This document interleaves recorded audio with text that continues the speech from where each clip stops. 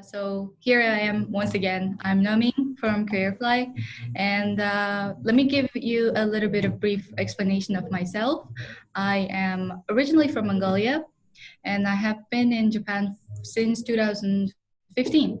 So basically, it's been over 5 years in Japan, a little over, and I'm also JLPTN1 certified. And at CareerFly, I have been working as a career counselor a little less than a year. I will be here 1 year next year, February.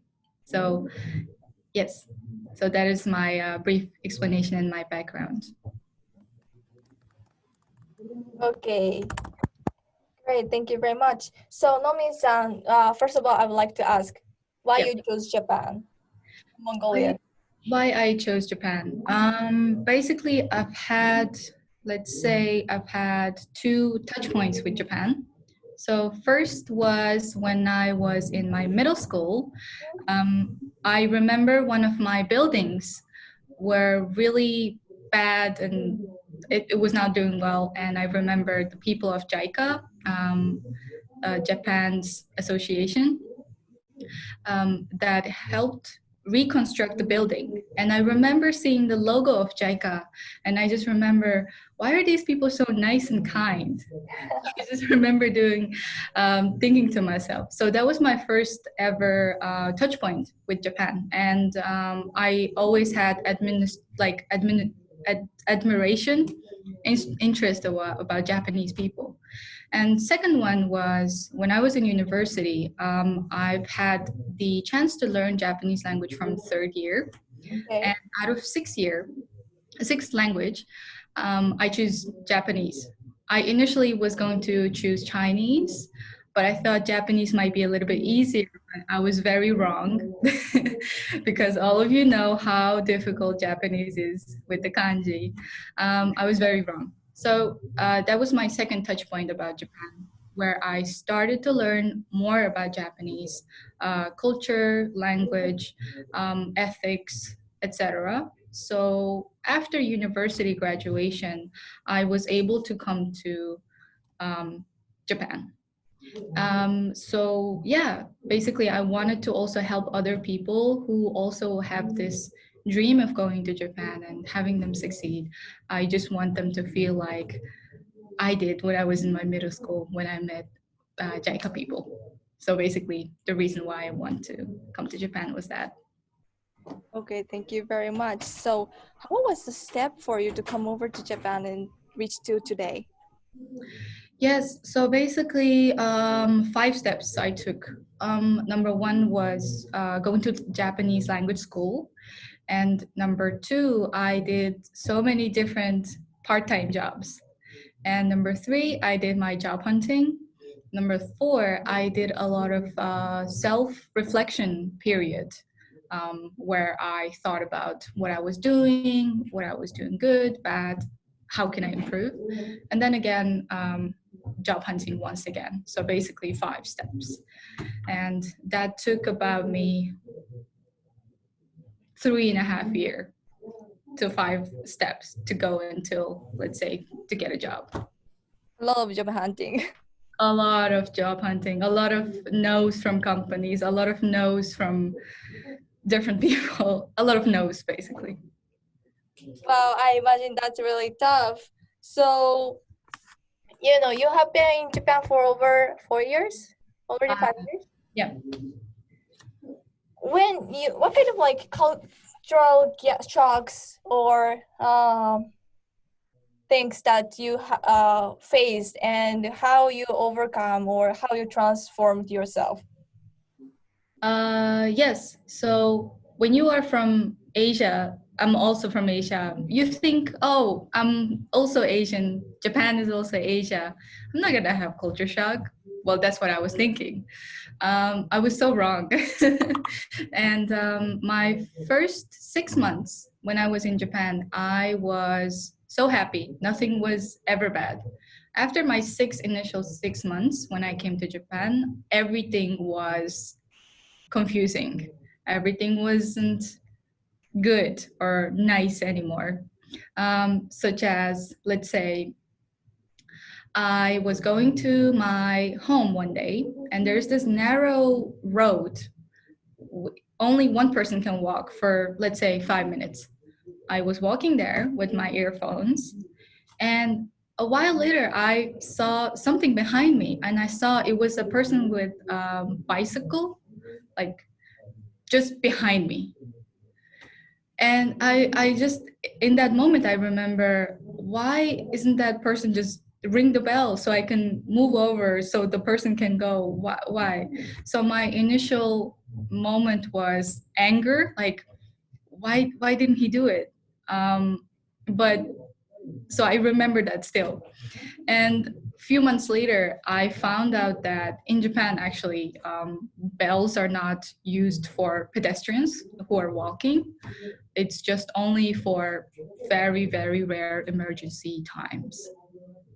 So that was one of the weirdest thing I've ever heard. Because if you have a bell, then you should use it. That was my initial thought. So how I overcame was just basically understanding why it was so weird to me and researching about the certain role. So that was my first ever culture shock in Japan. Bikes, basically bicycles. Bicycle. That's interesting. So it They're seems just really all small thing. But when you're actually in Japan and having a lot of things, trying to figure out what to do, and then those like small things would be like touching a nerve. Yes, it was so frustrating. I just remember being so mad, like, why didn't that person do it? So yeah, I remember feeling like that still. Okay, Yeah. okay, that's hard. Okay, thank you very much for sharing. No problem. Got it. So how about like when you have like another career before CareerFly? Yeah. So in your last company, what kind of like work frustration or like culture gap Mm. you felt? Yes, so I think it's fine to disclose it now. I used to work at Rakuten as a project manager. So not only I was working with Japanese clients or people from Japan, I was also working with a lot of different nationalities, such as Russia, Ukraine, India, Bangladesh, Mongolia, China, Korea. So many different people have many different opinions and many different what do you call it, values, basically. So whenever I was working with those unique different people from my side, I always made sure to not react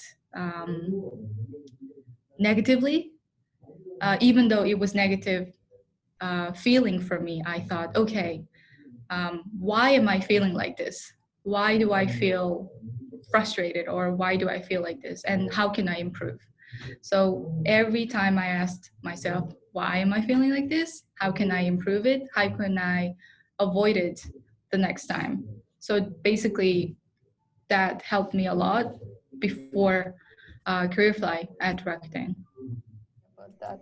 So you had figure out like by facing yourself, like and then understand yourself, and then figure out, observe how you felt, and to what, how you react to what, Yes. and then gradually you get used to the situation, Mm. got the way to overcome. Hmm. Yes, I would say so, Got definitely. it. So that would be like advice for others. So could you give others if you Yes, of course, of tips course. for? Yeah, I have actually two tips. Um, for one, whenever you're, uh, let's say, come into like a culture shock or culture gap, somebody who is different than you, that makes you feel not so positive. Always ask yourself why you're feeling like this, and is it logical or illogical? So basically, is it because of your own values you feel not positive about this person's ideas? Or is it sort of just illogical, rooted thinking that is making you feel like this? Like maybe ego can be a lot of the times like the issue. I had to do a lot of work with that. So just first find out why you're feeling like this, and if it's rational, logical, I think that's fine to keep yourself like that. But if it's not, I think you should consider your own thoughts and values. So that would be number one.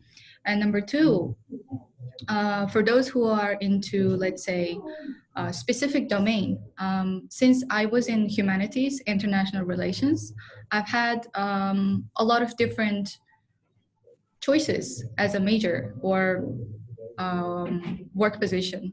But if you're, let's say, IT engineer or mechanical engineer in a specific IT domain, you have to research that is it popular in Japan?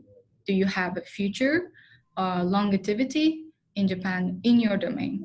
So I think that is also helpful for your job hunt or succeeding in Japan. Thank you very much, Nomi-san. No problem. So